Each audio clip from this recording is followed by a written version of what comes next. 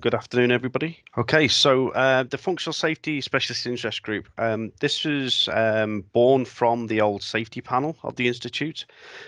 So we were probably one of the first SIGs to get up and running.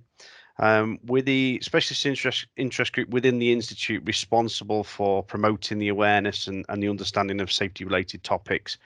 The standards that we look after have been around for a long time, so we're a bit different to some of the other SIGs out there that are in the very forefront of the subject like digital transformation, cybersecurity. We're working with mature standards and mature systems in place.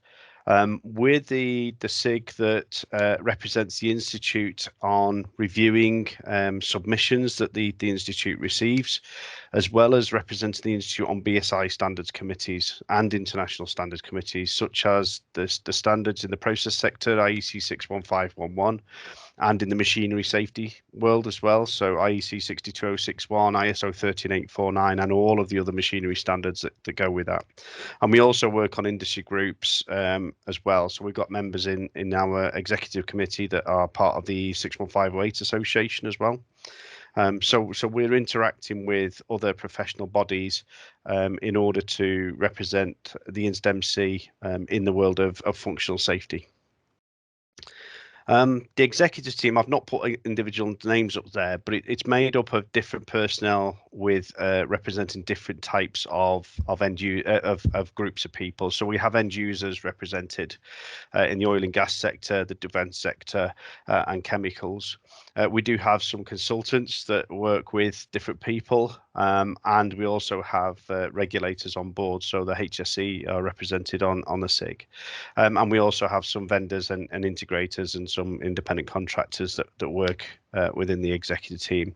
Anybody in the Institute can be a member of this SIG, and we do encourage people to join in. I don't know what number we do have in the Specialist Interest Group. Unfortunately, I didn't do that research.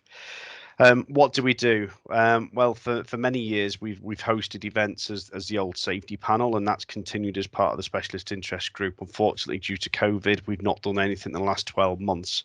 But our latest one in 2019 was our Hints and Tips conference, where it was less about technical presentation and more about how we apply the standards and some good practice sharing that we held in Warrington. We've also been busy beavering away during COVID with producing some briefing notes and also articles in Precision. So there are 4 briefing notes available, and there's an article in Precision. If you look on the SIG's InstMC website page, there's a link to the LinkedIn group that has the briefing notes issued in, and the issue 12 of Precision is the one where there was an article on the functional safety coming of age and looking back on the 30 years of the standards. As I've already mentioned, we interact with external agencies and other professional bodies on behalf of the Institute. So standards committees, guidance documents review. So we recently did a review of the Energy Institute guidance on the ongoing life cycle for functional safety. And we also share learning between the different bodies that we sit on. So there's interaction between likes of the 61508 Association and ourselves. We also manage on behalf of the Institute the Registered Functional Safety Engineer qualification in conjunction with the Professional Registration Committee.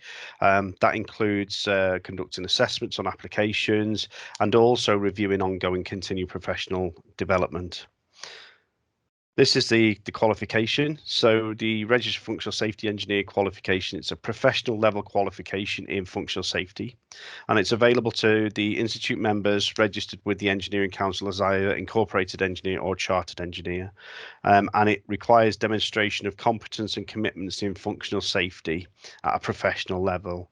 It's more than just attending a technical knowledge training course.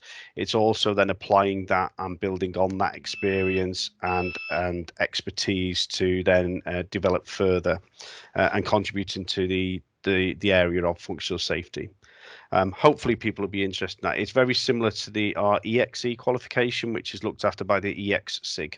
So that's for hazardous area engineers. So we are looking, I mean, apologies, I'm short on the slides, but we are looking for people to get involved. So please go to the My InstMC part of the website and select to be a member of the SIG. We do have a members only area LinkedIn group, which is group number 8917923. I've just looked that one up after Kevin's one. There's a link on the Institute website. And also on the Institute website under professional development qualifications, that's where you find out more information about the RFSE. And please do take a look. And if you're eligible, please do apply for the qualification.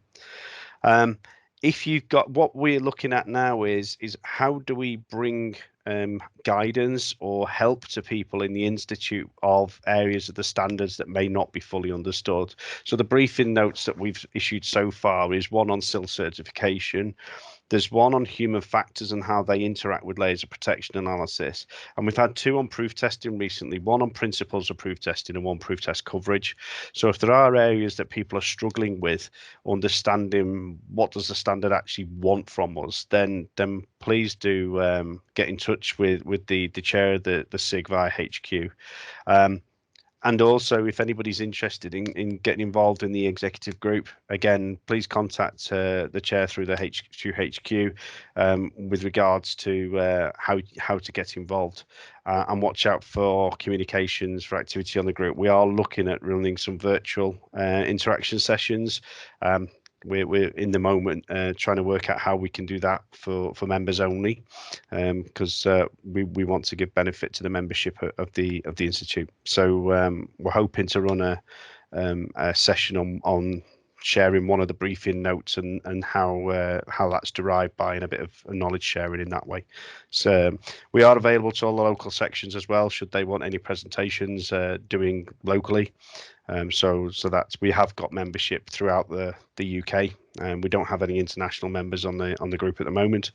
But yeah, we're there and available for people should they wish.